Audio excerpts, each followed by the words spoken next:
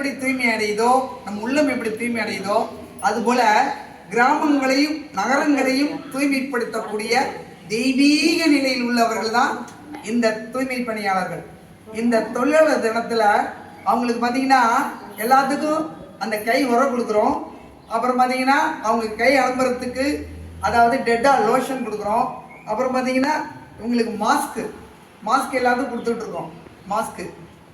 Mask எல்லாரும் போட்டுட்டு இந்த க்ளவுஸ் போட்டுட்டு அவங்க எடுக்கும்போது ஒரு ஆச்சரியமாக இருக்குது. ஒவ்வொருத்தரும் அவங்க வீட்டில் கதவு தட்டி விசில் அடித்து வெள்ளை அடித்து குப்பை இருக்கலாம் எடுத்துகிட்டு போகிறோம்.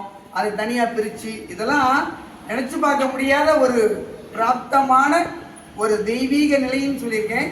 அதுபோல் இவங்களுக்கு எல்லாரும் பார்த்து ஒரு போட்டு லைக் பண்ணி அதுபோல் ஒவ்வொரு கிராமங்களில் இருக்கிறவங்களுக்கும் உங்களால் முடிந்த சேவையை செய்து அவங்களுடைய வாழ்வையும் ஆரோக்கியத்தையும் காத்து தருமாறு அன்போடு கேட்டுக்கொள்கிறோம். இது எந்த நிறுவனம் எங்கேருந்து பேசுகிறோன்னா மாந்துரை லால்குடி வட்டத்தில் மாந்துரையினுடைய ஒரு டிவிஷனில் இதை கொடுத்துட்ருக்கோம். இதுபோல் ஒவ்வொரு கிராமத்துக்கும் நாங்கள் தரத்துக்கு ஏற்பாடு பண்ணியிருக்கோம். நன்றிகள், வாழ்த்துக்கள்.